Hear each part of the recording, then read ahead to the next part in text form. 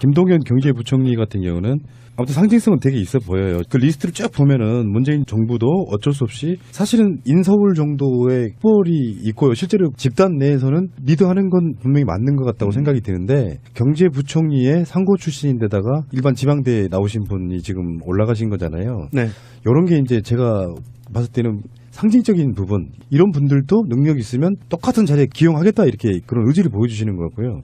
자, 김동연 이분에 대해서는 저번에 그 후일담을 한번 보니까 정말 일벌레라는 말이 맞을 정도 아드님이요. 백혈병인가로 돌아가셨대요. 20대 때 28인가의 아드님이 사망하셨어요. 장례를 치른 당일날 바로 출근을 하는, 장례를 치르면 이제 사실은 법적으로 그거는 보장해 주잖아요. 직계 좀비석에 대해서 장례를 치르면 법정 휴가가 주어지는데 그럼에도 불구하고 당일날 장례 치른 당일날 출근을 하셨을 정도의 그런 어떤 책임감 있는 분이고요. 그때 그 이야기 들어보니까 그날 뭐 중요한 발표가 있었대요. 근데 그거를 자기가 해왔던 사업인데 브리핑을 자기가 해야 되는 거잖아요. 그만큼 어떤 그 대단한 사명 갖고 있는 분 같고. 이분이 본인의 아드님이 사망한 것에 대해서 이제 글을 쓴 게 있는데 거기에서 이렇게 자기는 몇 년 동안 내 아들이 앓다가 사망을 했는데도 이렇게 가슴이 아픈데 부지불식간에 어느 날 갑자기 청천벽력같이 자식들을 잃은 세월호 부모들은 어떻겠느냐. 그 마음을 내가 이루 짐작할 수도 없을 정도의 아픔일 거다라는 이런 글을 썼어요. 그 어목했던 박근혜 시절에. 그래요? 예, 대단하신 분이네요. 대단하신 분이고요. 진짜 보통이 아니다 이거. 사실은 정치 또는 이 행정이라고 하는 게 저는 기술이라고 생각하지는 않거든요. 어떤 마인드를 가진 사람이 어떤 마인드를 운영하느냐가 좋은 결과를 만들어낸다고 보거든요. 이런 분이면 저는 믿을만하다고 생각합니다. 이 김동연 님이 그 원래 이제 경제부총리에 내정이 됐지만 아주대 총장이었거든요. 그런데 이분이 굉장히 좀 재미있는 일화가 있어요. 총장 시절에. 어떤 일이 있었냐면 뭐 미친 총장이라는 별명까지 얻을 정도로 총장 시절에 어떤 일이 있었냐면 실제로 이거는 이제 아주대를 나온 사람이 자기가 그 수기 형식으로 쓴 거예요. 거기서 발췌를 했는데 아주대에서 총장 긴급 SOS라는 시스템을 만들어가지고 학생이 경제적으로 어려울 때 긴급하게 어려움이 처해지면 이거를 총장한테 직접 그러니까 요청을 하는 거예요. 도움을.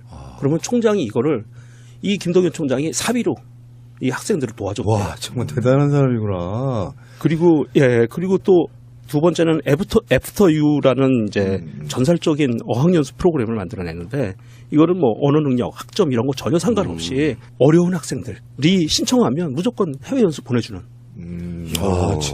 이건 뭐 미담도 이런 미담이 있나? 이것도 자금을 어떻게 만들었냐? 총장이 대기업들을 쫓아다니면서 기부금을 이렇게 요청을 해서 학교에 그런 기금을 만드는 거예요. 그래서 어려운 학생들이 연수로 갈 수 있게 이 사람이 쓴 글이 실제로 자기가 다녀왔다고 이렇게 썼어요. 대단하신 분이네. 예. 우리가 모르는 면이 많이 있네요. 지금. 이게 파팜이에요. 파팜. 파도 미담이. 파팜이. 예, 문재인 정부에서는 대단하네요. 강요나 이런 중요 직책에 올라가는 사람들의 이 뒷이야기들이 너무 아름다운 거예요. 소름 끼칠 정도로. 그러니까 이 정권, 이전 정권에 있었던 사람들도 보면은 괜찮은 인물들이 있었던 거예요. 그렇죠. 예. 거부감을 느끼실 필요는 없을 것 같고, 이거는 이런 마인드 가지신 분이 경제부총리를 한다면 경제 정책은 분명히 달라집니다. 그렇죠. 그리고 이분이 아까 우리 권 PD가 정말 실력으로 살아남았다고 했는데 진짜 그래요. 보면은 2002년부터 대통령 행정관을 김대중 노무현 정부, 이명박 박근혜 정부 때 다 관료를 지냈어요. 능력이 있으니까.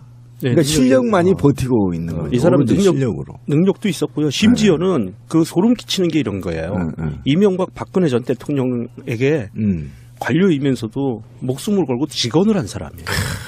정말 이분 후장 하나 주고 시작합시다. 그러니까 이게 새날 훈장 한번 줍시다. 이 개성공단에 대해서도요. 빠른 시간 내에 재개방, 최대한 지원 등 이거를 대통령한테 주장했던 사람이에요. 김동연이 이 사람이. 그래서 지금 총장으로 내려가셨구나. 네.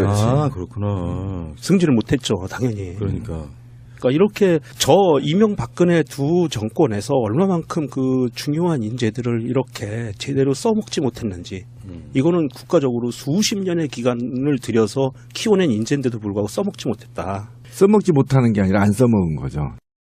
강경화 외교부 장관을 한번 볼까요? 이분도 아마 뭔가 여러 가지가 나올 것 같은데 강경화 외교부 장관은 어떤 사람입니까? 최초의 여성이자 비외무부 출신. 그리고 최초의 비서울대 출신 외무부 장관이 그래요? 되셨네요. 지금까지 서울대 출신들만 외교부 장관 했다는 거예요? 그렇나 봐요. 그래서 70년 외교부 역사상 최초의 이런 많은 수식어를 장관이 되었는데요. 이분이 98년에는 외교부 장관 특별보좌관으로 채용되면서 김대중 대통령의 당시 클린턴 미국 대통령과 IMF 외환위기 당시에 통역을 하면서 동시통역. 네, 김대중 대통령의 굉장히 사랑을 받았다고 합니다. 원래 처음에 KBS 영어 PD였다면서요? 네, 그때 당시에 잠시 영업 방송 아나운서 겸 PD를 2년간 했고요. 그 후에 남편하고 유학을 매사추세츠 대학에서 석박사를 하면서 그때 장녀를 낳은 걸로 알고 있습니다. 그런 꼴을 날 수 있다. 이게 종편들이 보도를 하던데 검찰도 검찰 출신이 아닌 사람이 법무부 장관 되니까 반발했던 거 있죠. 강금실. 그분은 판사 출신이고. 그런데 지금 비외무고시 출신이 외교부 장관의 최초로 그것도 여성분이 임명됐다고 하면 내부적으로 어떤 반발이 있을까요? 지금 당장 표면적으로 드러나는 건 없는데. 근데 이분이 그렇더라고요. 이제 미국에서 한국으로 오는 비행기 타기 전에 인터뷰한 걸 보니까 일단은 위장 전입 문제 있죠. 네. 따님 위장 전입 문제는 먼저 자기가 본인이 먼저 얘기를 했답니다. 청와대 인사 검증하는 쪽에다가. 그리고 청와대도 그걸 받아들였고요. 5대 위장 전입부터 시작해가지고 군미필 미필이 아니고 면탈. 예, 면탈.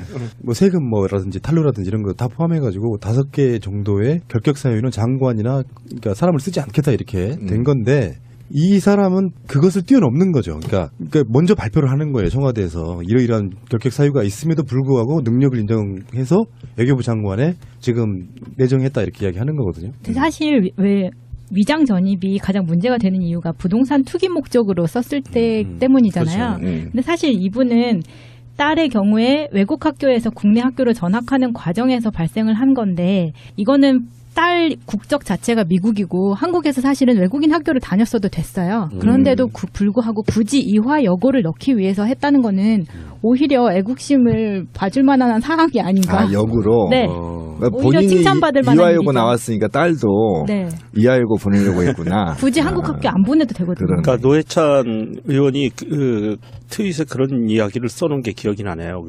국내 외국에 있다가 국내에 들어와서 학교에 진학을 하기 위해서 친척 집에 잠시 있었던 것을 위장전입이라고 이야기하기는 힘들 것 같다. 다시 한번 자료를 봐야 될 것 같다라는 멘트를 날렸었고요. 사실 장관 청문회에서 이 위장전입 문제를 갖고 청문회를 시작하면은요 국회의원들 다 털립니다. 그러네. 못 털읍니다. 이거 갖고는 말을 붙일 수가 없어요. 그리고 위장 전입은 사실은 이건 사실 쉘드 치면 안 돼 있는 거 맞죠. 잘못인데 그 내용의 디테일로 지금 아까 마차님 말씀처럼 그런 상황이라고 하면 큰 결격은 아닐 것 같고. 네. 그러니까 유장 전입이 문제이긴 해요. 저도 유장 전입 했거든요. 하려고. 앞으로 공직에 나오지 마세요. 아니, 학교 있잖아요. 학교 매닥분을 하려고 했어요. 저도 솔직히 친구네 집에. 근데, 그게 범죄인 건 사실이에요. 그러니까 사과하면 돼요. 그런데 그것이 장관을 맡지 말아야 할 것은 아니에요. 그래. 네, 거기다 더더욱이 지금 우리 강 장관 후보는 이런 거잖아요. 오히려 특혜를 받고자 하는 이런 것 때문에 한 게 아니라 자기가 사랑하는 모교에 딸을 보내고 싶은 욕구에 했다면 더더욱이 그거는 칭찬받아야 될 문제인 거고. 그런데 제가 아까 그 외모 얘기를 했는데 제가 사람 외모 얘기 잘 안 하잖아요. 네? 외모 얘기 절대 안 합니다. 여보세요. 애무 말고 손님들 올 때마다 네. 어쩜 그렇게 예쁘세요 하던 거 기억 안 나십니까? 그거는 외모가 아니에요. 저희 우리 김영삼 대통령이 그랬어요. 애무부 장관은 빠지시고. 애무부 장관. 그런데 저는 이분의 얼굴을 보면 인권에 찌들려 있다. 인권 때문에 굉장히 고뇌한 흔적이 얼굴에 배어 있다. 그런 측면에서 어찌나 사람이 저렇게 아름다울 수 있는 건가. 외모에. 고개 숙이고 머리가 흰머리 염색도 안 하죠. 염색도 안 한 그 흰머리가 섞여 있는 머리에 고개 숙이면서 열심히 일하고 인권에 대해서 고뇌하는 모습들을 정말 인간이란 저렇게 아름다울 수가 있구나. 멋졌어요. 진짜. 멋졌어요. 정말 쩔고. 예. 그리고 관료주의로 쩌들어 있는 외교부가 여성으로 앉았어요. 얼마나 불쾌할까요, 남자들이. 자기는 외무고시도 합격해서 다음에 내가 장관하려고 했는데. 그렇지는 않을 거예요. 왜냐하면 이게 단순히 그렇게 하면 바라볼 문제가 아니고 강경화 외교부 장관 후보자는 사실은 노무현 대통령이 외교부 국제기구국장으로 발탁을 했던 부분이고요. 그랬는데 그 하는 일이 인권에 관계된 일을 했는데 그 하는 일이 너무 마음에 드니까 코피 아난 사무총장이 그렇지. 노무현 대통령한테 졸랐어요. 달라고. 그래서 유엔에 들어가게 된 거예요. 결정적으로. 그랬고 그 다음에 반기문 총장 시절에 계속 그 특보 역할을 했고 그 후에 반기문 총장 후임 총장에 있을 때는 이제 반기문 총장이 임기가 끝나고 같이 끝내려고 했는데 후임 사무총장이 또 이거를 간청을 한 거예요. 남아달라고. 네. 예. 그러니까 이분은 사실은 비외무고시 출신이고 서울대 출신도 아님에도 불구하고 이미 외교가에서는 최고의 파워우먼, 파워 외교관으로 인정을 받을 만한 능력을 갖고 있는 사람이기 때문에 외교부에서도 그렇게 크게 반감을 갖기는 힘들 것 같아요. 김대중 노무현 정부, 이명박 박근혜 정부 때 다 관료를 지냈어요. 능력이 있으니까. 네, 그러니까 실력만이 버티고 있는 거예요. 이 사람은 실력으로. 능력도 있었고요. 심지어는 그 소름 끼치는 게 이런 거예요. 이명박 박근혜 전 대통령에게 관료이면서도 목숨을 걸고 직언을 한 사람이에요. 정말 이분 후장 하나 주고 시작합시다. 그러니까 이게 새날 훈장 한번 줍시다. 이 개성공단에 대해서도요. 빠른 시간 내에 재개방, 최대한 지원 등 이거를 대통령한테 주장했던 사람이에요. 김동연이 이 사람이. 그래서 지금 총장으로 내려가셨구나. 네, 그렇지. 아, 그렇구나. 승진을 못했죠, 당연히. 그러니까. 그러니까 이렇게 이명박근혜 두 정권에서 얼마만큼 그 중요한 인재들을 이렇게 제대로 써먹지 못했는지 이거는 국가적으로 수십 년의 기간을 들여서 키워낸 인재인데도 불구하고 써먹지 못했다. 써먹지 못하는 게 아니라 안 써먹은 거죠. 강경화 외교부 장관을 한번 볼까요? 이분도 아마 뭔가 여러 가지가 나올 것 같은데 강경화 외교부 장관은 어떤 사람입니까? 최초의 여성이자 비외무고시 출신. 그리고 최초의 비서울대 출신 외무부 장관이 그래요? 되셨네요. 네. 지금까지 서울대 출신들만 외교부 장관했다는 거예요? 그렇나 봐요. 그래서 70년 외교부 역사상 최초의 이런 많은 수식어를 장관이 되었는데요. 이분이 98년에는 외교부 장관 특별보좌관으로 채용되면서 김대중 대통령의 당시 클린턴 미국 대통령과 IMF 외환위기 당시에 통역을 하면서 동시통역. 네, 김대중 대통령의 굉장히 사랑을 받았다고 합니다. 원래 처음에 KBS 영어 PD였다면서요? 네, 그때 당시에 잠시 영업 방송 아나운서 겸 PD를 2년간 했고요. 그 후에 남편하고 유학을 매사추세츠 대학에서 석박사를 하면서 그때 장녀를 낳은 걸로 알고 있습니다. 그런 꼴을 날 수 있다. 이게 종편들이 보도를 하던데 검찰도 검찰 출신이 아닌 사람이 법무부 장관 되니까 김동연 경제부총리 같은 경우는 아무튼 상징성은 되게 있어 보여요. 그 리스트를 쭉 보면은 문재인 정부도 어쩔 수 없이 사실은 인서울 정도의 꼴이 있고요. 실제로 집단 내에서는 리드하는 건 분명히 맞는 것 같다고 생각이 드는데 경제부총리의 상고 출신인데다가 일반 지방대에 나오신 분이 지금 올라가신 거잖아요. 네. 이런 게 이제 제가 봤을 때는 상징적인 부분 이런 분들도 능력 있으면 똑같은 자리에 기용하겠다 이렇게 그런 의지를 보여주시는 것 같고요. 자 김동연 이분에 대해서는 저번에 그 후일담을 한번 보니까 정말 일벌레라는 말이 맞을 정도 아드님이요 백혈병인가로 돌아가셨대요. 20대 때 28인가의 아드님이 사망하셨어요. 장례를 치른 당일날 바로 출근을 하는 장례를 치르면 이제 사실은 법적으로 그거는 보장해 주잖아요. 직계 좀비 속에 대해서 장례를 치르면 법정 휴가가 주어지는데 그럼에도 불구하고 당일날 장례 치른 당일날 출근을 하셨을 정도의 그런 어떤 책임감 있는 분이고요. 그때 그 이야기 들어보니까 그날 뭐 중요한 발표가 있었대요. 근데 그거를 자기가 해왔던 사업인데 브리핑을 자기가 해야 되는 거잖아요. 그만큼 어떤 그 대단한 사명 받고 있는 분 같고. 이분이 본인의 아드님이 사망한 것에 대해서 이제 글을 쓴 게 있는데 거기에서 이렇게 자기는 몇 년 동안 내 아들이 앓다가 사망을 했는데도 이렇게 가슴이 아픈데 부지불식간에 어느 날 갑자기 청천벽력같이 자식들을 잃은 세월호 부모들은 어떻겠느냐. 그 마음을 내가 짐작할 수도 없을 정도의 아픔일 거다라는 이런 글을 썼어요. 그 어목했던 박근혜 시절에. 그래요? 예. 대단하신 분이네요. 대단하신 분이고요. 박수, 진짜. 네. 보통이 아니야, 이거. 사실은 정치 또는 이 행정이라고 하는 게 저는 기술이라고 생각하지는 않거든요. 어떤 마인드를 가진 사람이 어떤 마인드를 운영하느냐가 좋은 결과를 만들어낸다고 보거든요. 이런 분이면 저는 믿을 만하다고 생각합니다. 이 김동연 님이 원래 이제 경제부총리에 내정이 됐지만 아주대 총장이었거든요. 그런데 이분이 굉장히 좀 재미있는 일화가 있어요. 총장 시절에. 어떤 일이 있었냐면 미친 총장이라는 별명까지 얻을 정도로 총장 시절에 어떤 일이 있었냐면 실제로 이거는 이제 아주대를 나온 사람이 자기가 그 수기 형식으로 쓴 거예요. 거기서 발췌를 했는데 아주대에서 총장 긴급 SOS라는 시스템을 만들어 가지고 학생이 경제적으로 어려울 때 긴급하게 어려움이 처해지면 이거를 총장한테 직접 그러니까 요청을 하는 거예요. 도움을. 그러면 총장이 이거를 이 김동연 총장이 사비로 이 학생들을 도와줬대요. 와, 정말 대단한 사람이구나. 그리고 그리고 또 두 번째는 애프터 유라는 이제 전설적인 어학연수 프로그램을 만들어냈는데 이거는 뭐 언어 능력, 학점 이런 거 전혀 상관없이 어려운 학생들이 신청하면 무조건 해외 연수 보내주는. 야, 이건 뭐 미담도 이런 미담이 있나? 이것도 대단하시군요. 자금을 어떻게 만들었냐? 총장이 대기업들을 쫓아다니면서 기부금을 이렇게 요청을 해서 학교에 그런 기금을 만드는 거예요. 그래서 어려운 학생들이 연수를 갈 수 있게 이 사람이 쓴 글이 실제로 자기가 다녀왔다고 이렇게 썼어요. 대단하신 분이네. 예. 우리가 모르는 면이 많이 있네요, 지금. 이게 파팜이에요. 파팜. 파도 미담이. 파팜이 문재인 정부에서는 대단하네요. 강요나 이런 중요 직책에 올라가는 사람들의 이 뒷이야기들이 너무 아름다운 거예요. 소름 끼칠 정도로. 그러니까 이 정권, 이전 정권에 있었던 사람들도 보면은 괜찮은 인물들이 있었던 거예요. 그렇죠. 예. 거부감을 느끼실 필요는 없을 것 같고, 야, 이거는 이런 마인드 가지신 분이 경제부총리를 한다면 경제 정책은 분명히 달라집니다. 그렇죠. 그리고 이분이 그 아까 우리 권 PD가 정말 실력으로 살아남았다고 했는데 진짜 그래요. 보면은 2002년부터 대통령 행정관을 그러면은요 국회의원들 다 털립니다.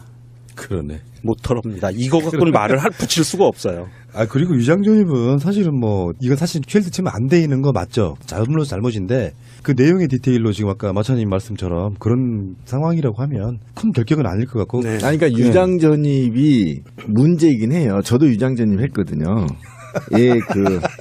하려고. 앞으로 공직에 나오지 마세요. 아니, 학교 있잖아요. 학교 매닥분을 하려고 했어요. 저도 솔직히 친구네 집에. 근데, 그게 범죄인 건 사실이에요. 그러니까 사과하면 돼요. 그런데 그것이 장관을 맡지 말아야 할 것은 아니에요. 네, 거기다 더더욱이 지금 우리 강 장관 후보는 이런 거잖아요. 오히려 뭐 특혜를 받고자 하는 이런 것 때문에 한 게 아니라 자기가 사랑하는 모교에 딸을 보내고 싶은 욕구에 했다면 더더욱이 그거는 뭐 칭찬받아야 될 문제인 거고. 그런데 제가 아까 그 외모 얘기를 했는데 제가 사람 외모 얘기 잘 안 하잖아요. 네?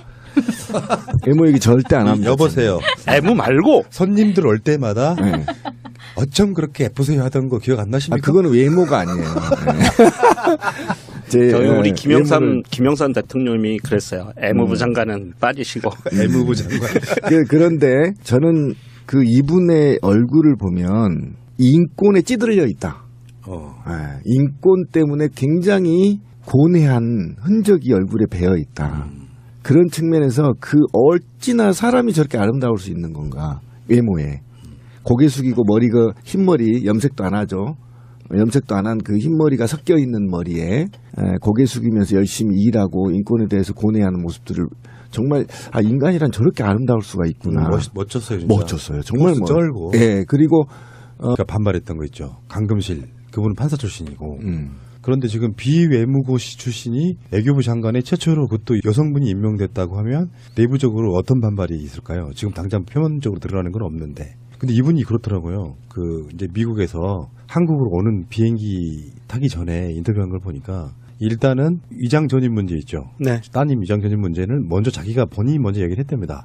청와대 인사 검증하는 쪽에다가. 그리고 청와대도 그걸 받아들였고요. 5대 위장 전입부터 시작해가지고 군미필 미필이 아니고 면탈. 예, 면탈.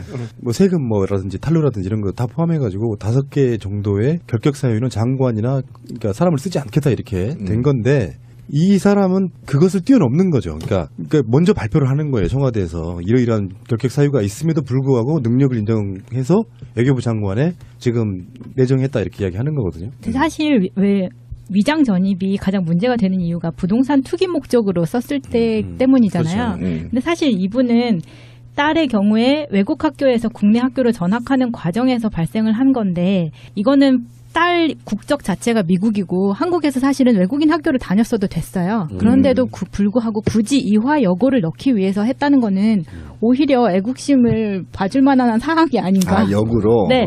그러니까 오히려 본인이 칭찬받을 만한 이화여고 일이죠. 나왔으니까 딸도 네. 이화여고 보내려고 했구나. 굳이 한국 학교 안 보내도 되거든요. 그러네. 그러니까 노회찬 의원이 그 트윗에 그런 이야기를 써놓은 게 기억이 나네요. 그 국내 외국에 있다가 국내에 들어와서 학교에 진학을 하기 위해서 친척 집에 잠시 있었던 것을 위장전입이라고 이야기하기는 힘들 것 같다. 다시 한번 자료를 봐야 될 것 같다라는 멘트를 날렸었고요. 사실 장관 청문회에서 이 위장전입 문제를 갖고 청문회를 시작한